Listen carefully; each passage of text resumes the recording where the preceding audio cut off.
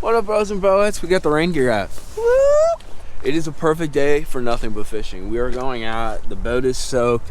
I think the rain's gonna stop, but it is like the ultimate low pressure awesomeness day to be going out fishing. They should freaking bite. A-rig, underspin. Ooh, we're gonna talk about that. That's the cast swim bait that I use this time of year. They got some new colors. The ultimate Kitech alternative, holds up 1,000 times better. Naughty jig. We're gonna try to do some sight fishing. Got a little mid-strolling rig, hover rig, and the new Gambler FFS jig head with the ridges. All kinds of toys to play with. And my homie Bog. Say what's up, Bog. High five for fishing in the rain, bro. Yeah.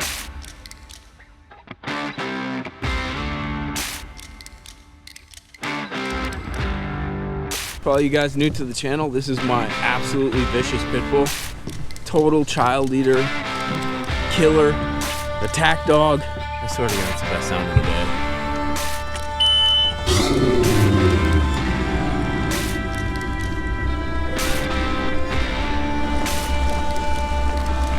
Hey Bob, you ready to go? We go fishing?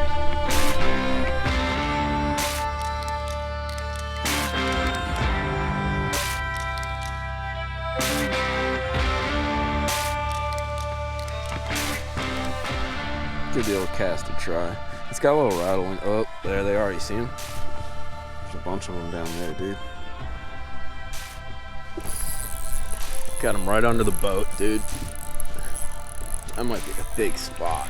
Yeah, that's a giant spot, dude. Oh my God. No, dude, that's like a 5-pound spot. Oh my God. Don't come off, don't come off, don't come off. Bog. Right on a 5-pound spot. And he come right off. Dude, we're putting him on the scale. I think it's a 3.5, almost 4, dude. How about it? The old cast baits, dude, it kills the spots, man. Absolutely kills the spots. How about that? All right, let's see how big this thing is. I don't think it's 5, but it's a freaking solid spot. Yeah, that's what I thought. 3, 4, 1, dude. 3, 4, 1. So we're gonna put that on as our first fish. Absolutely beautiful spot. Bog got his licks in. Leave her alone. We're gonna get her back. Back you go, Spotopotamus. Peace. Got this little spoon. It's just a little jigging spoon, but I put a little blade on the back. And we're gonna drop this thing down there and just see if we can make them a little more interested in our game. Oh, he had it. Jeez Louise.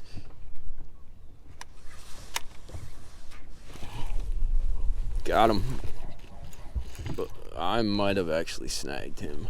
I don't know, but whatever I got is freaking gigantic. This can't be a bass, and it's got to be. Maybe it's a catfish. Oh man, look at that catfish, dude. That is like a freaking 40-pound catfish, bro. Look at that catfish. Look at that bug. Look at the catfish, bro. Look at. Go do your thing, buddy.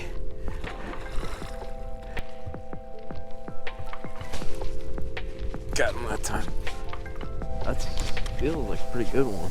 I gotta watch it because the hook on this thing is super fine wire, and I got it on a lighter rod. Yeah, that's another giant spot, dude. All right, we're gonna do what we shouldn't do and but that thing. That's another 3.5-pound spot.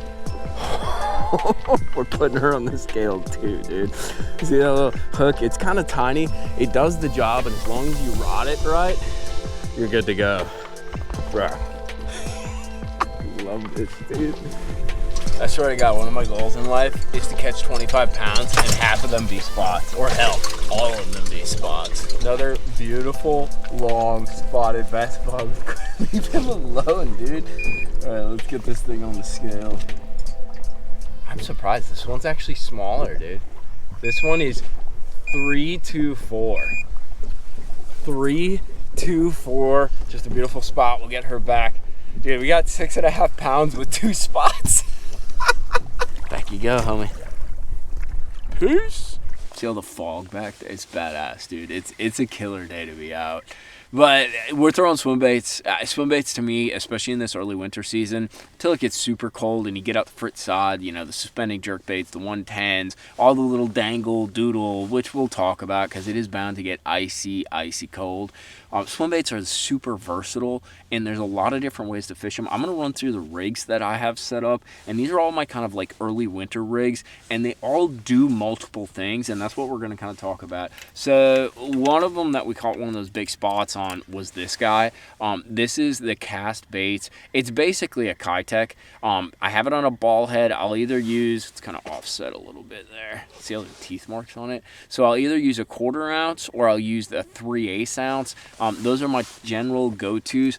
Kitech, Cast, they're somewhat interchangeable. The reason I have the Cast on is because there's a lot of kind of like underwater schooling fish. That Kitech is great when the water gets super cold because that tail just wags. I really like this thing if I'm getting a lot of bites and I don't want to re-rig. Like if I'm on a pot of fish. The other nice thing is the water it's clear, but it does have a little tinge to it. This has a small rattle in it. They see a lot of Kitechs work, but doing something slightly different, you know, whether it's painting the tail, whether it's the rattle, just kind of keeping it mixed up. I have this on a 7-foot medium light. It's a monster bass rod. I run it on braid. This is actually one of the new Daiwa Exceller reels. It's pretty badass, dude. Listen to the drag. It's got that clicky fun drag. You know, I'll reel that thing, slow roll it, let it kind of like pendulum down, reel it, give it a few quick reels. That's how we actually caught the one today. Just kind of play with my retrieve. Sometimes that even retrieve is the go-to, but it tends to be in the colder water windows. So the other one, and we caught quite a few on it, and I have been catching quite a few on it, is the old rig, the umbrella, dude. We're in Alabama, so you have to have an Alabama rig. I have all Kitechs on there. One of the things that I do is I mix the sizes. This is a mix of 2.8s and 3.3s. I also tried to mix it up a little too. You'll notice the blades on there are a little bit darker. Like I said, we're in slightly stained water. Everybody throws a rig. Everybody grabs the one with silver blades, just trying to be slightly different. It is the 5-hook rig. Like I said, 3.3s, 2.8s. You kind of mix up the sizes. I usually don't go bigger than that 3.3 until we get towards like pre-spawn and that. Weight-wise, it's, I think, all ace and a couple quarters. I am fishing a little deeper, 10 to 15 or so for the most part. I would kind of lighten up if I was fishing a little bit shallower. Throw that guy out for a sec. So this is also the foam one. I love this thing. This is a Scottsboro underspin. It has a 3.3 Kitech on it. This is a 3/8 ounce.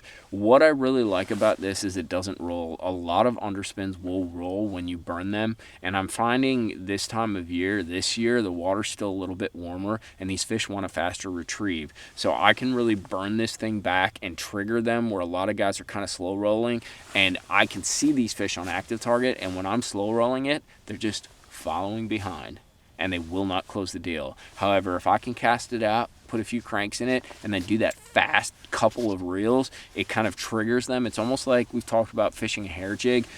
It's a little different, and that reaction, it seems to be, it was the key today, man. Like, you definitely had to trigger these fish. They were not just coming up and smashing the bait when you throw it to them. The last one I have, I don't know if you consider it a swim bait, but I have it this time of year because a lot of times, especially if you have forward-facing sonar, you'll notice those fish are following, like we talked about. They'll come up, they're a foot behind the bait, 2 foot behind the bait, and they're just not closing the deal. Whether you reel it fast, whether you kind of let it pendulum down, no matter what retrieve or what kind of like English you put on the bait, it's just, they're not taking it. So what I have right here, this is what's called a mid-strolling rig. It's a 1/8 ounce ball head. You'll see I actually have a loop knot on there too. That's something that Jacob taught me. It's to kind of give this thing a lot more like free motion. It makes it a lot more natural and a lot more fluid. And then this is I think it's the 2.5 inch Gambler FFS Minnow and Hammond's Herring. Once again, it's that same setup that I'm running with my my Kitech or my Cast swim bait. It's just a little 7-foot medium light monster bass rod. And what I'm doing with it is I'm throwing it to these fish, or I'm throwing it like bluff walls or structure or something like that. And instead of going down to the bottom, I'm basically stopping the bait halfway down, and I'm just kind of penduluming it or holding it or maybe slightly shaking it. Kind of like a Damiki rig, but not exactly. You're casting it out and pitching it out.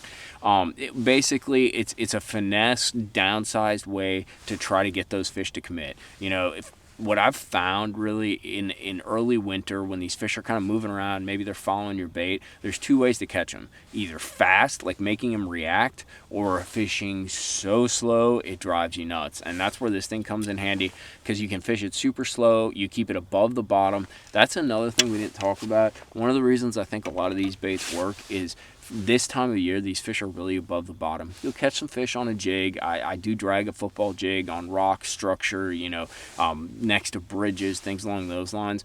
But a lot of these fish are up off the bottom, so that swim bait, it's very easy to kind of ride it 2, 4, 5, 8 foot off the bottom and get that cadence and get that retrieve. But those are my swim baits. That's what we're catching them on, and I love it because it's a fun bite and you can do a million things with it.